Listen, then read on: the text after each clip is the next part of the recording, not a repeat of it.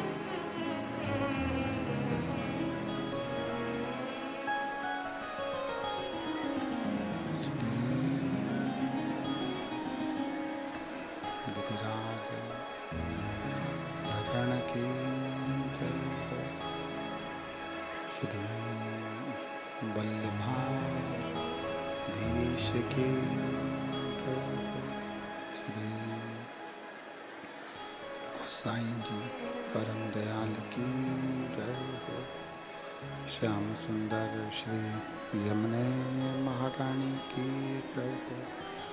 काशी विश्वनाथ भगवान की जय हो। गौरा महारानी की जय हो।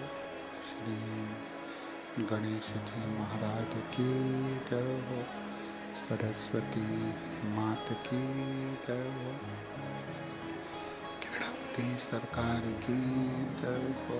कुबेरेश्वर महादेव की जय हो।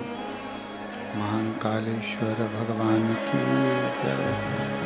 ओंकारेश्वर भगवान की जय हो। संत सद्गुरुदेव गौ माता की जय हो। चिंता संतानं तारो यत्पदानुगणवाश्रयनं तनीन्द्रचार्यानं प्रणमामि महा यदं गौतो जन्तुआ सर्वदुःखातिगो भवेत्तमं सर्वदा वन्दे श्रीमद्वल्लभनन्दनम्। अज्ञानतिमिरागास्य ज्ञानजयशलाकया चक्षुरुन्मीलितेन तस्मै श्रीगुरवे नमः। नमामि हृदये शेषलीलाचिरब्धिशयनं लक्ष्मीसहस्राम्बि सर्वमानं कलानिधिं। चतुर्भीष्व त्रिभिस्तवा श्रवजायते योऽसो पञ्चदा हृदये मम।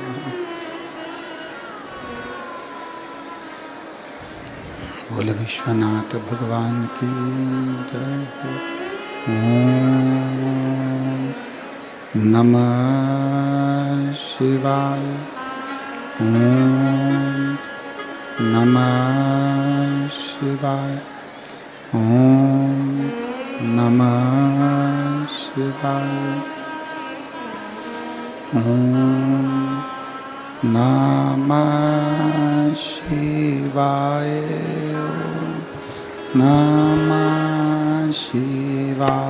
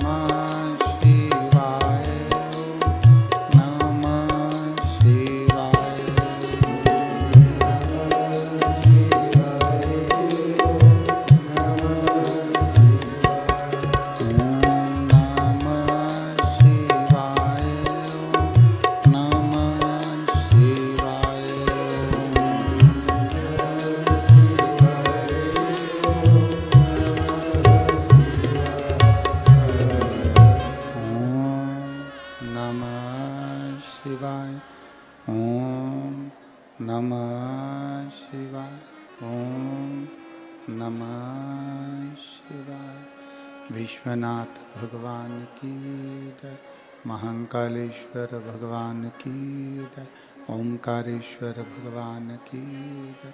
कुबेरेश्वर महादेव की जय। हर हर महादेव। हर हर महादेव। हर हर महादेव। हर। काशी विश्वनाथ ओगड़दानी त्रिकालदर्शी कैलाशी अविनाशी भगवान शिव, जिनकी पुनीत पावन शिव महापुराण की कथा संपूर्ण विश्व के कल्याण हेतु बाबा देवाधिदेव महादेव की कृपा से श्रवण करने का सौभाग्य प्राप्त हुआ है। बड़े भाग्यशाली हैं भटिंडा पंजाब के सभी रहनिवासी।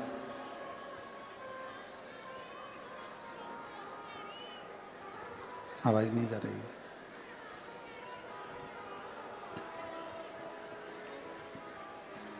भटिंडा पंजाब के सभी रहनिवासी जो इस पवित्र शिव महापुराण की कथा को श्रवण करने का सौभाग्य आप और हमको प्राप्त हुआ है।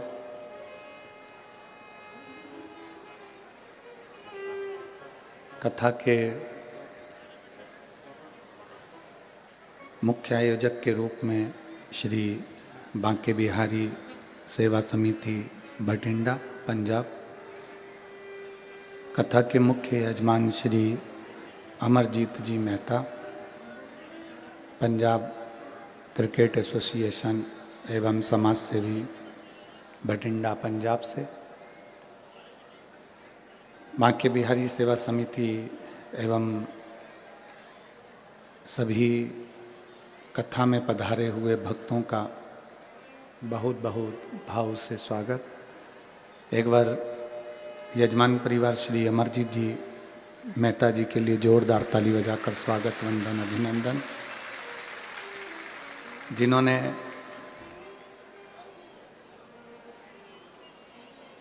उधर चिल्ला रहा है ना, आवाज नहीं आ रही है। एलईडियाँ नहीं चल रही हैं। एलईडी वाले भैया एलईडी चालू करिए। एलईडियाँ चालू करिए। भगवान शिव की ये पवित्र कथा का लाभ ये जीवन की एक सार्थकता है, जीवन की एक सिद्धता है।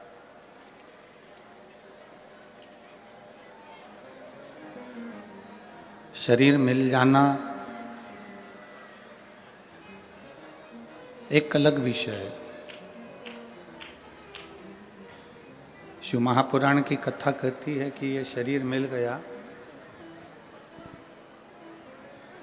पर उस शरीर के मिलने के बाद में जो भगवान की अविरल भक्ति है,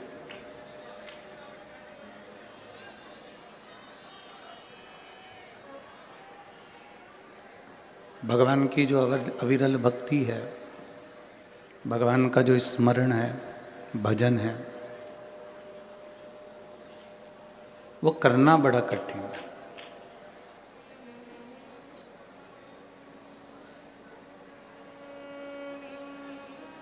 तिरासी लाख 99,999 योनियाँ काटने के बाद में ये 84 लाखवें नंबर की योनि ये मनुष्य की देह है, ये मानव का शरीर है।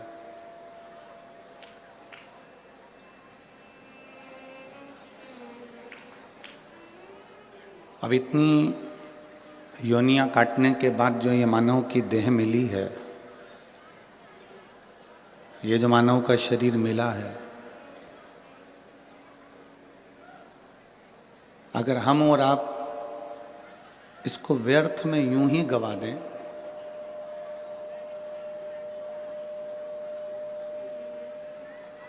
तो फिर संसार में जन्म लेने का फिर कोई कार्य ही नहीं रहा। भगवान देवाधिदेव महादेव माता पार्वती जी से कहते हैं, भगवान शिव माता पार्वती जी से कहते हैं कि पार्वती, अगर मानव का शरीर ये वो शरीर है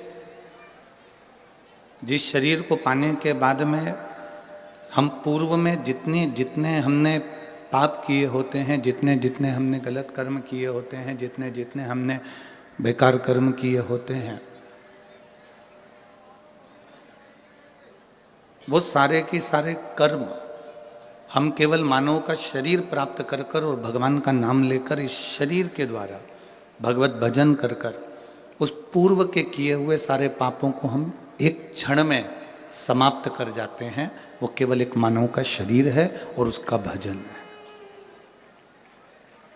इस शरीर को पाने के बाद में, भगवान की विरल भक्ति को पाने के बाद में भगवान के भजन को करना बहुत जरूरी है।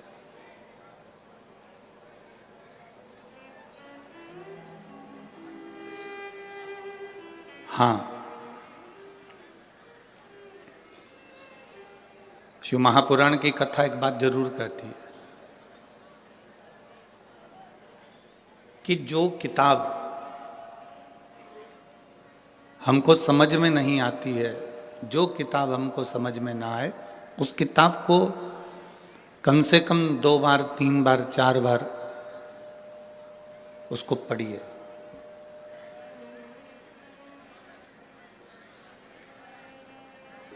जो किताब हमें समझ में ना आए उसको हम 3-4 बार पढ़ें, समझ में जरूर आएगी। थोड़ा समय लग सकता है पर किताब समझने में देरी नहीं लगेगी। शिव पुराण कहती है जो किताब हमें समझ में ना आए उसको 3-4 बार अवश्य पढ़ें तो किताब हमारी समझ में आ जाती है। उसी तरह शिव की भक्ति है।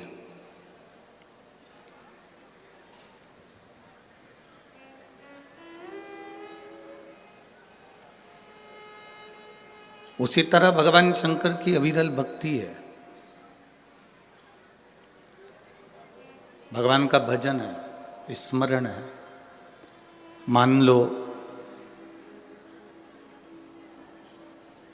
आपके चित्त में, आपकी वृत्ति में, आपके मन में अगर शंकर की भक्ति विराजमान हो ही नहीं रही है, आप अथक प्रयास कर लें। आपने बहुत प्रयास करा पर शिव भक्ति हमारे भीतर प्रवेश ही नहीं कर रही है। तो जैसे किताब समझ में नहीं आती तो 2-3 बार पढ़ा जाए तो किताब समझ में आ जाती है, उसी तरह 2 या 3 बार शिव महापुराण की कथा को भले टीवी पर सुनो, मोबाइल पर सुनो, चाहे पंडाल में सुनो, 1 बार 2 बार 3 बार अगर शंकर की कथा को हमने अपने भीतर उतार लिया तो शिव का साक्षीकरण, शंकर का दर्शन हमारे सम्मुख में हो ही जाता है, ये निश्चित है।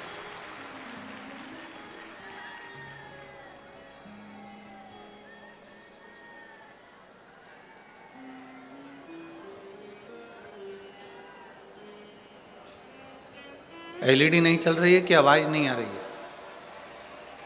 आवाज नहीं जा रही है।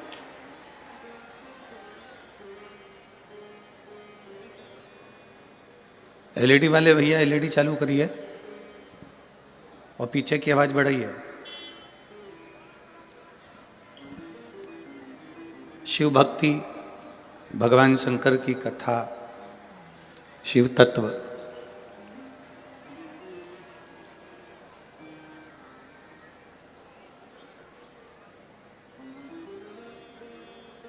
भगवान शिव की कथा, ये भगवान को प्राप्त करने का एक साधन है।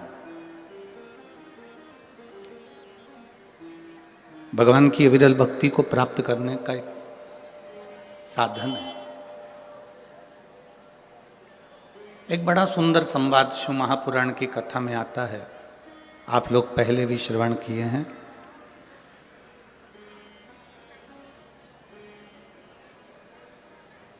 भगवान ब्रह्मा जी के मन में एक संशय उत्पन्न हो गया।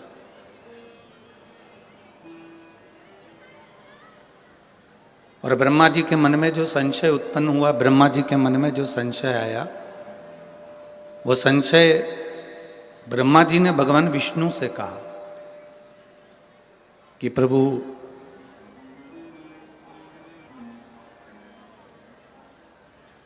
मुझे मेरे पिता का नाम मालूम है। ब्रह्मा जी कहते हैं कि मैं भगवान विष्णु की नाभि से प्रकट हुआ हूं, इसलिए मुझे मालूम है कि मेरे पिता भगवान विष्णु हैं।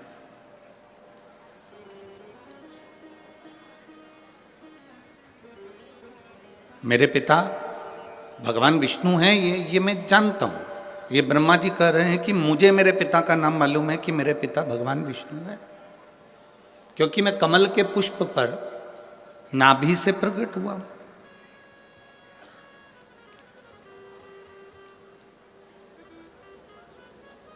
पर एक बात मेरे हृदय में समाती नहीं है कि मेरे पिता भगवान विष्णु हैं, पर भगवान विष्णु के पिता कौन है?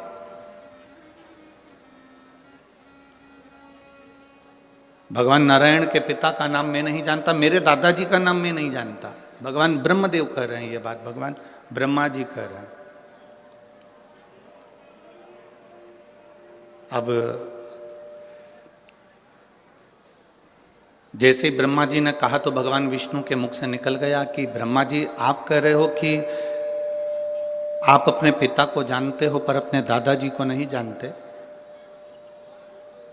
भगवान विष्णु के पिता कौन है ये आपको नहीं मालूम।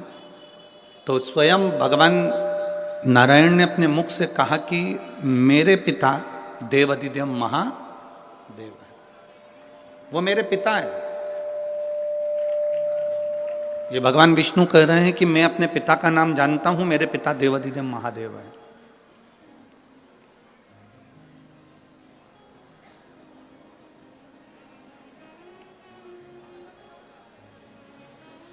कहा,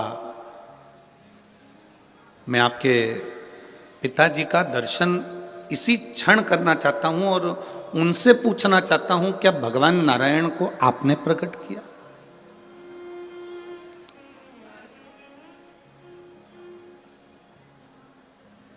क्या भगवान नारायण को प्रकट करने वाले आप हो?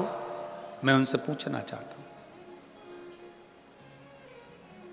शिव महापुराण की कथा कहती है कि शिव की कथा और मनुष्य की व्यथा, ये दोनों का अंत कभी नहीं हो सकता, ये निरंतर चलती ही रहती है।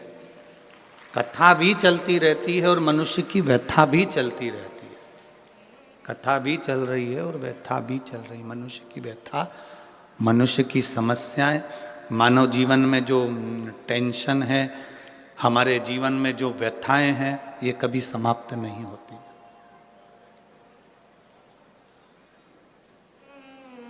दुनिया के कई लोग ऐसे हैं जो व्यथा को समाप्त करने के लिए कई बाबाओं के चक्कर में पड़ जाते हैं।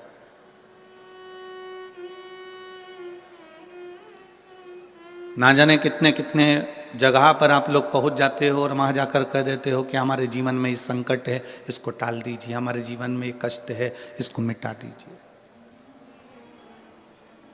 शिव महापुराण की कथा कहती है, हमें किसी आडंबर की ओर, अंधविश्वास की ओर हमें नहीं जाना। ऐसा संसार में कोई नहीं जन्मा जिसके जीवन में दुख नहीं आया।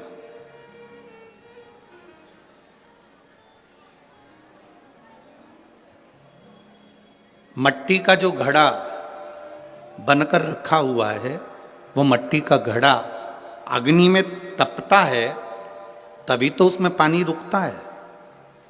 अगर मट्टी के घड़े को अग्नि में नहीं तपाया जाएगा, मट्टी के घड़े को अगर अग्नि में नहीं तपाएंगे तो उसमें पानी नहीं भर सकते। वो घड़े में पानी डालोगे तो घड़ा टूट जाएगा। घड़े में अगर पानी भरना है, मट्टी के घड़े में अगर जल भरना है तो घड़े को तपना पड़ेगा। घड़ा तपेगा तब उसमें पानी भराएगा। और अगर वो घड़ा तपा नहीं है, ऐसे कैसे ही रखा हुआ है, बस मट्टी का तुमने घड़ा बना लिया, उसको अग्नि में नहीं तपाया, तो उसमें पानी की बूंद पड़ेगी, पानी पड़ेगा और वो गलकर नीचे गिर जाएगा। घड़ा तपता है तब उसमें पानी ठहरता है। दुख जब जिंदगी में आता है तो ये हमको तपाता है। क्यों तपाता है? क्योंकि दुख हमको जो दिया जाता है वो हमें तपाने का काम करता है, और जब हम अच्छे से तप जाते हैं उसके बाद में जो सुख आता है तो हमारे इस मन में, बुद्धि में, चित्त में वो सुख टिक पाता है। नहीं तो अगर हम कच्चे घड़े होते तो सुख भी बिखर कर गिर जाता।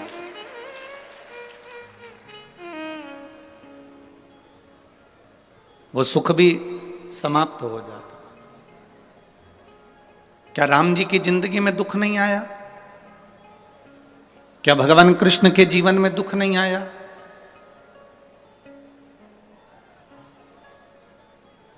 ऐसा कौन मृत्यु लोक में जन्मा, ऐसा संसार सागर में कौन जन्मा जिसके जीवन में दुख नहीं आया? परमात्मा के जीवन में भी दुख सम्मुख में आया।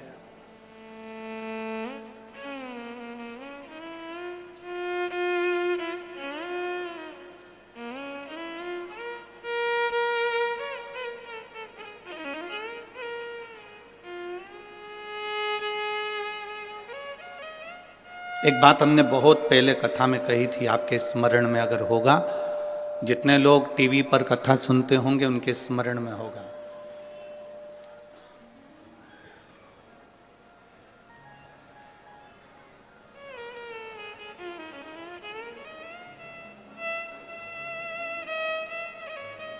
कि ऐसा संसार में कोई नहीं जन्मा जिसको अपने कर्म का भोग भोगने को नहीं मिला। जो मृत्यु लोक में जन्मा है उसे अपने कर्म का भोग भोगना ही पड़ता है। बस अंतर इतना है कि सबका पेपर, जैसे परीक्षा हॉल में एग्जाम देते समय सबका पेपर, सबका जो पत्र है, पेपर है, वो अलग अलग होता है, उसी तरह हमारी जिंदगी में भी सबके एग्जाम देने का पत्र, पेपर अलग अलग होता है।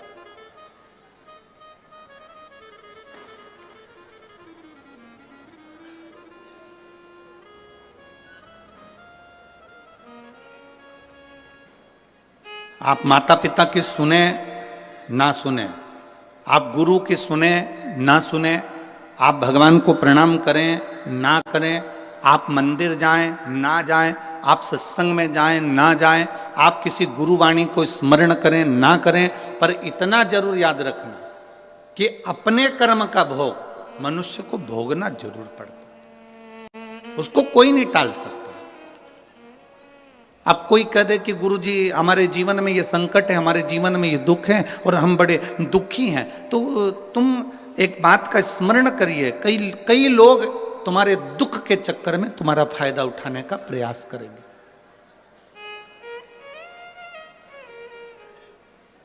संसार के कई लोग ऐसे हैं जो तुम्हारे केवल दुख का फायदा उठाने का प्रयास करेंगे, पर ना।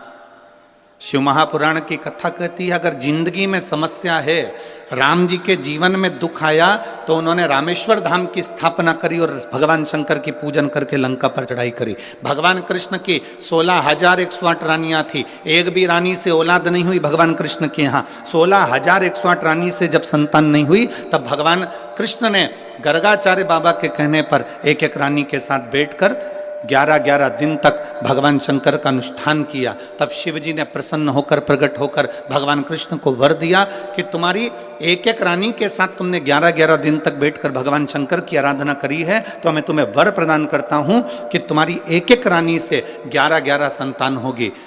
10 छोरा 1 छोरी, 10 बेटे 1 बेटी। भगवान कृष्ण की 16,108 रानियों से इतनी संतान उत्पन्न हुई। 1,77,186 संतान भगवान शंकर की कृपा से भगवान कृष्ण के घर में हो गई। ऐसा कौन है जिसके जीवन में दुख नहीं है?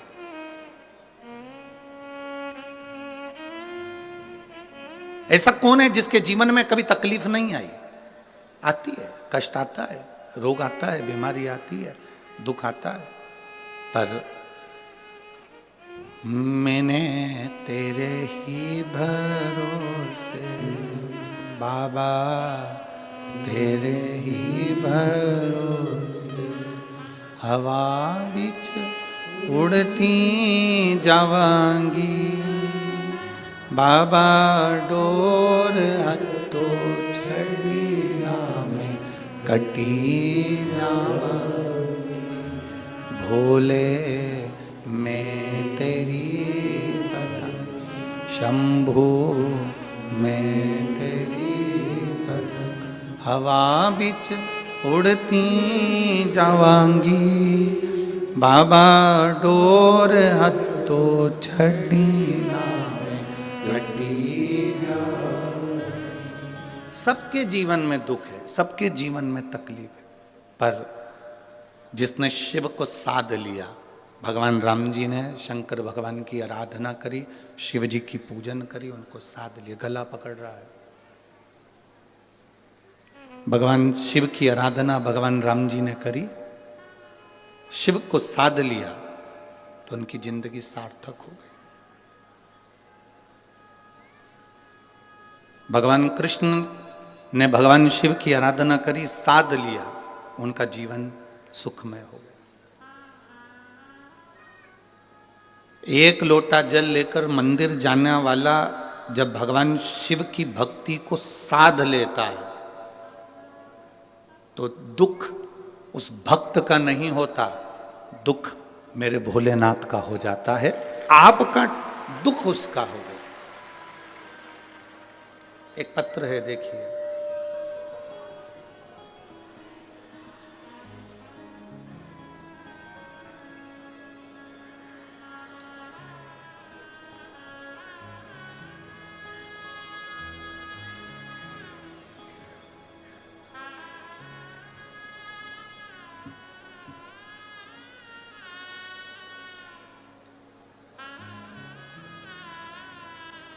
मेरा नाम प्रीति शर्मा, गांव रोडी,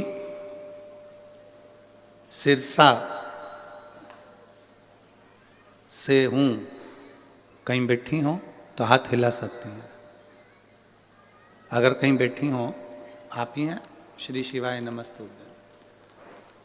लिया बच्चे को।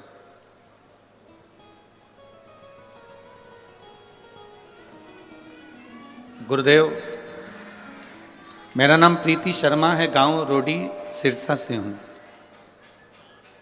मेरी शादी को कई साल निकल गए, इंतजार करते करते करते करते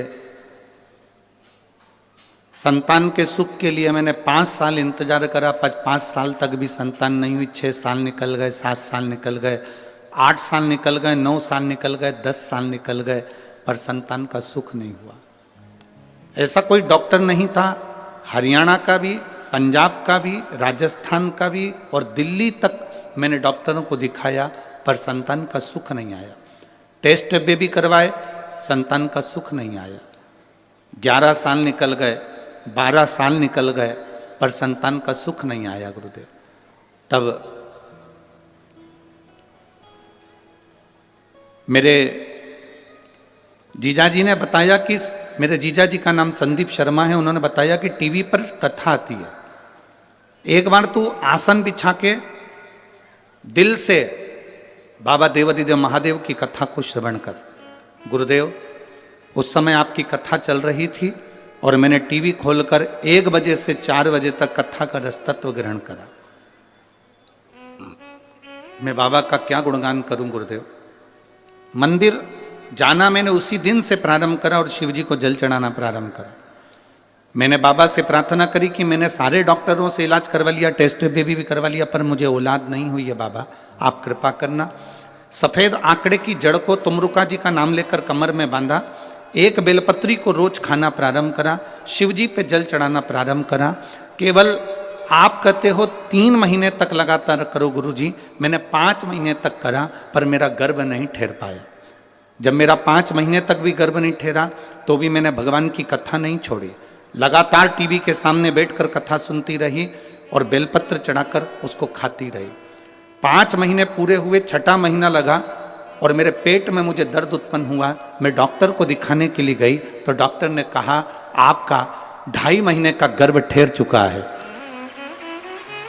बाबा का मैं क्या गुणगान करूं गुरुदेव। पेट में तकलीफ होने लगी, बाबा ने मुझे खुशी तो दे दी, पर जब मैंने सोनोग्राफी करवाई तो बच्चे को कष्ट बताया गया। डॉक्टर के हिसाब से इस बच्चे को तुम मत रखो, ये डॉक्टर ने कह दिया। पर गुरुदेव मेरी खुशी को मैं कैसे त्याग देती कि 11-12 साल के बाद मेरे जीवन में ये खुशी आई है, मैं कैसे छोड़ दूं। आपने एक नारियल उस पर मोली रखकर भगवान देवाधिदेव महादेव को चढ़ाने का कहा था। मैंने बाबा को वही श्रीफल समर्पित करा और विनती कर कर एक बेलपत्र फिर उठा लाई। उस बेलपत्र को खाया। दूसरी बार डॉक्टर से फिर जांच कराई, सोनोग्राफी कराई तो डॉक्टर ने कहा कि इस बच्चे को मत रखो। फिर भी मेरा मन नहीं माना गुरुदेव, और मैंने उस बच्चे को अपने गर्भ में रखा। डॉक्टर के हिसाब से बार बार उन्होंने मना करा, पर मेरा बाबा ने मेरे ऊपर कृपा करी। मैंने बेलपत्री खाना नहीं छोड़ा, जल चढ़ाना नहीं छोड़ा। 5/10/2022 को बाबा की कृपा से 12 साल के बाद मेरे यहाँ पुत्र रत्न की प्राप्ति हुई और डॉक्टर के हिसाब से मेरा बेटा बिल्कुल स्वस्थ है। मैं उसको यहाँ प्रणाम करने लाई हूँ। आइए।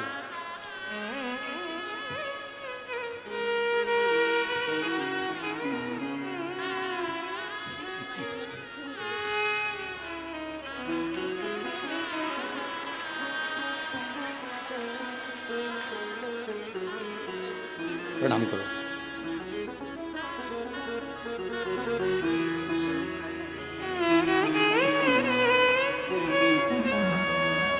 माता बोल रही हैं इसका नाम हमने शिव जी ने दिया, इसलिए इसका नाम शंभू रखा है। बधाई हो। अरे तेरा ही दिया मैंने खाया पिया है, तेरा शुक्रिया है, तेरा शुक्रिया है। मुझे भोले बाबा ने बहुत दे दिया है, तेरा शुक्रिया है, तेरा शुक्रिया। शिव तत्व को भजना, शंकर की भक्ति को करना, भगवान को अपने भीतर उतारना सरल नहीं है महाराज। आप जिस भरोसे पर, आप जिस विश्वास के साथ भगवान शिव की भक्ति करते हो, भगवान उस विश्वास को निभाता है। दृढ़ करना पड़ता। आप लोगों की आदत क्या हो गई है कि एक जगह आप मन नहीं लगा पाते।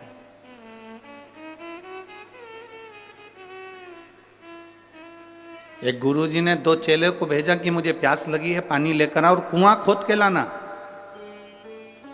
एक चेला कुआं खोदता गया, 15-20 फीट कुआं खोदा, उसमें पानी नहीं निकला। उसने दूसरा कुआं खोदा, उसमें पानी नहीं निकला। तीसरा कुआं खोदा, उसमें पानी नहीं निकला।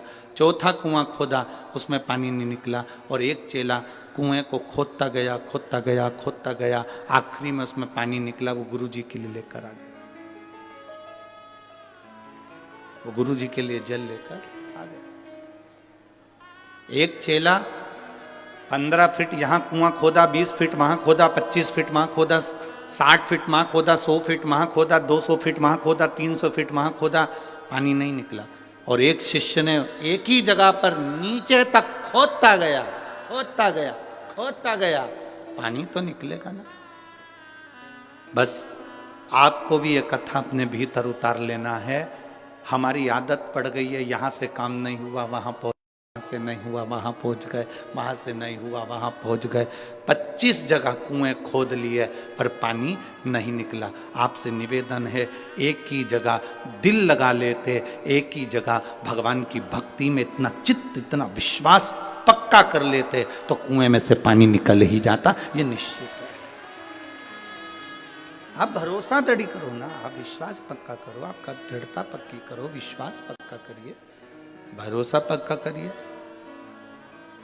और जितना जितना विश्वास पक्का होगा, जितना जितना भरोसा पक्का होगा, उतना उतना शिव तुम्हारे करीब में होगा। उतना उतना शिव तुम्हारे नजदीक में होगा। आप भरोसे को दृढ़ी बनाने का प्रयास करो। भगवान विष्णु से पूछा भगवान ब्रह्मा जी ने, तुम्हारे पिता शिव जी हैं? हाँ। मैं कैसे मान लूं कि तुम्हारे पिता शिव जी हैं? कई लोग आपको मिलेंगे और कहेंगे एक लोटा जल चढ़ाने से क्या सारी समस्या का हल हो सकता है? क्यों नहीं? मानो तो मैं गंगा मां हूं और ना मानो तो बहता पानी। आप मानोगे तो गंगा है, ना मानोगे तो बहता हुआ पानी है।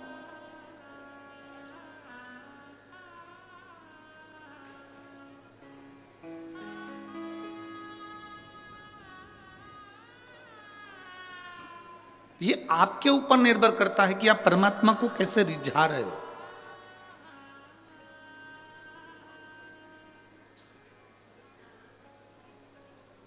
महाराज,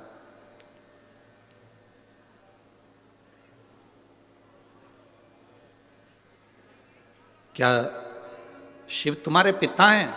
हाँ। स्वयं शिव आके कह सकते हैं कि मैं इनका पिता हूं? क्यों नहीं? एक अग्नि का, एक पर्वत को ब्रह्मा और विष्णु ने घुमाना प्रारंभ करा। ब्रह्मा और विष्णु ने जैसे ही पर्वत को घुमाया तो उसमें से एक अग्नि का खंभ प्रकट होया, जिसको लिंग की आकृति जैसा था, शिवलिंग की एक आकृति जैसा था। और वो लिंग की आकृति जैसा एक खंभ प्रकट हुआ और उसमें से आकाशवाणी हो गई, ब्रह्मा विष्णु, मैं नारायण तुम्हारा पिता और ब्रह्मा मैं तुम्हारा दादा। ब्रह्मा जी मानने को ही तैयार नहीं कि ये पिताजी है। हाँ, अगर ये शिवलिंग तुम्हारे पिता हैं तो इनके चरण कहां हैं और इनका सिर कहां है?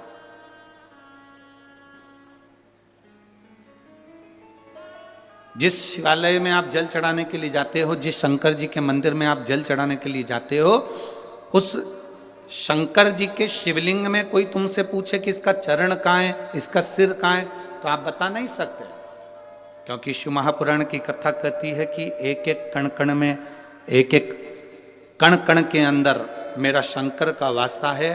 तुम्हारी मर्जी पड़े जहां से तुम उसको प्रणाम कर लो, वो वहीं से प्रकट होकर तुमको दर्शन दे देता है। उसको उसका स्थान नहीं ढूंढा जाता कि आगे कहां पीछे कहां।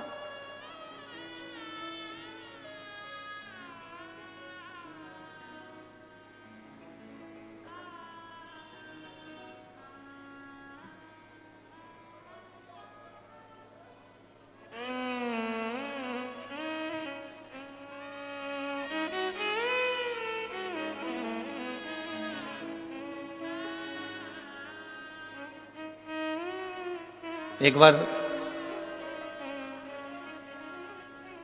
संत नामदेव जी महाराज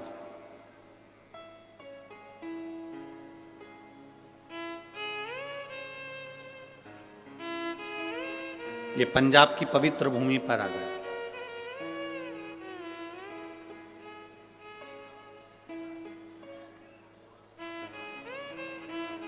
ये पंजाब की पवित्र भूमि कोई साधारण सी भूमि नहीं है।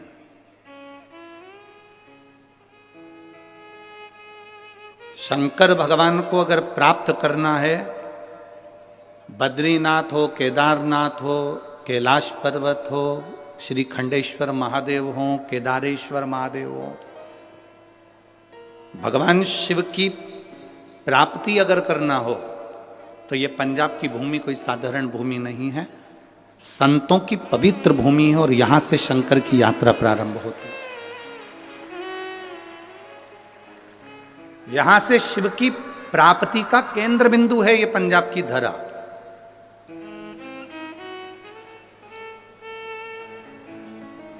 लोग कहते हैं गुरुजी पंजाब में गेहूं बहुत होता है। हम कहते हैं पंजाब में गेहूं से ज्यादा संत बहुत होते हैं। अगर ढूंढने निकलो तो संतों की प्रागट्यता ज्यादा है।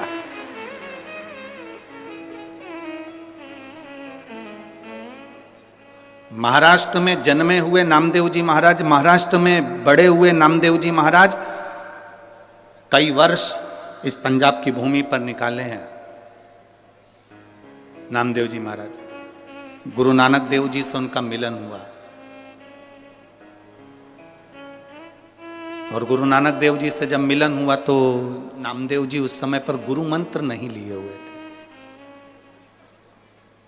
नामदेव जी का उस समय पर गुरु मंत्र नहीं हुआ था। अब गुरु नानक देव जी से उनका मिलना हुआ और गुरु नानक देव जी तो हम कहते हैं कि जो संत होता है ना, जो गुरु होता है ना, जो साधु होता है, वो शिव का एक रूप होता है। हम कहते हैं गुरु नानक देव जी भी शंकर का एक स्वरूप, शिव का एक रूप। बैठे हुए थे अड़भंग आनंद से। शिव ने करा क्या है? भगवान शंकर ने दुनिया से कुछ नहीं लिया, दुनिया के लोगों को दिया।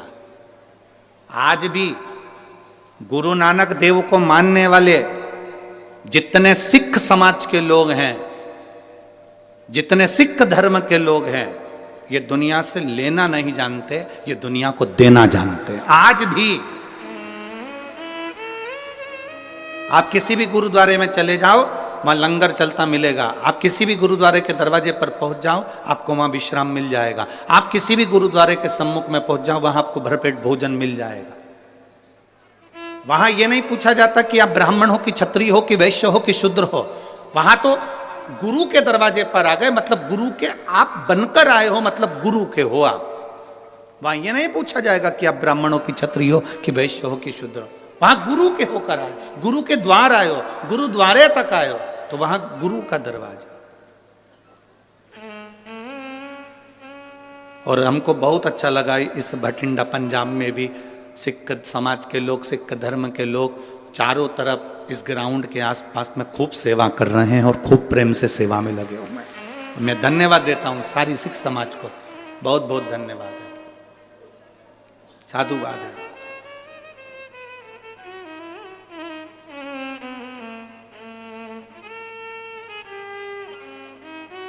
और ऐसी शिव भक्ति हमने आज तक नहीं देखी, जो शिव भक्ति का दर्शन हमने भटिंडा पंजाब में किया है।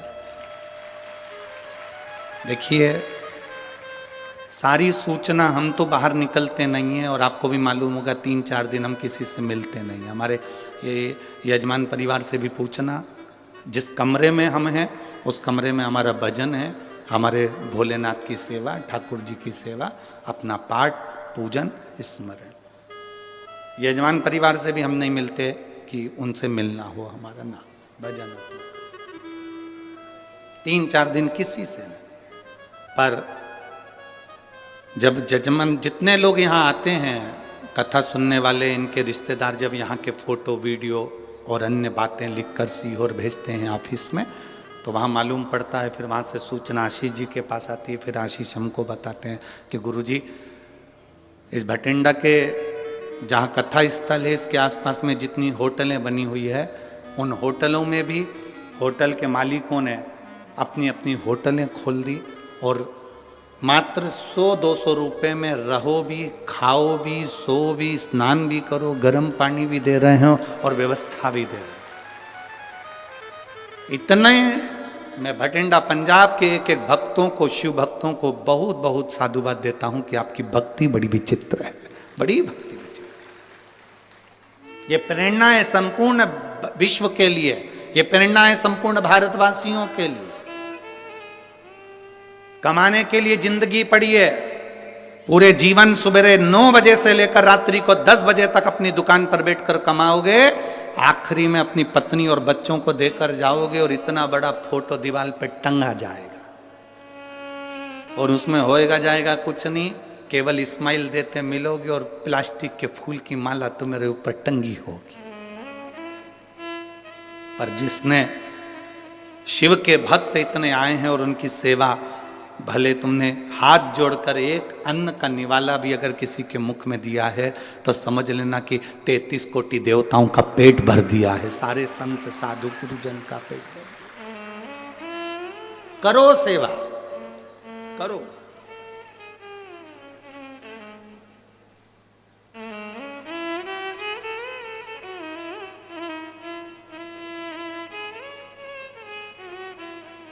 वो कहते हैं ना कि मिलती है राम नाम की दौलत कभी कभी, होती है अपने पंजाब में शिव पुराण कभी कभी मिल रही है। करो,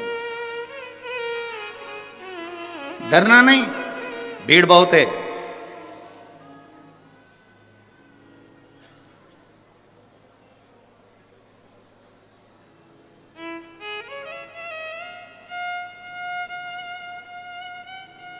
कल कोई कह रहा था गुरुजी हमारे भटिंडा में आज तक जाम नहीं लगा और तुम्हारी कथा हुई और पहले दिन जाम लग गया।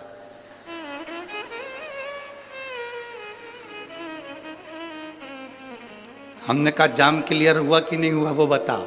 हुआ, धीरे धीरे हुआ। क्लियर तो हो गया ना? हो गया। आराम से ना, बिल्कुल आराम से। हमने उनसे कहा तुम चिंता मत करो, भोलेनाथ की कथा अगर थोड़ा बहुत जाम लगाती है तो ये बताती है कि तेरी जिंदगी भी ऐसी जाम चल रही थी पर मैं क्लियर कर दूंगा, तो चिंता मत करना।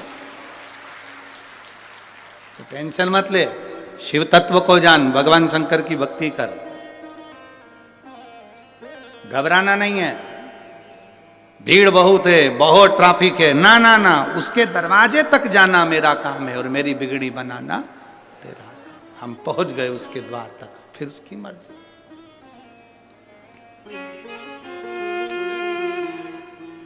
अब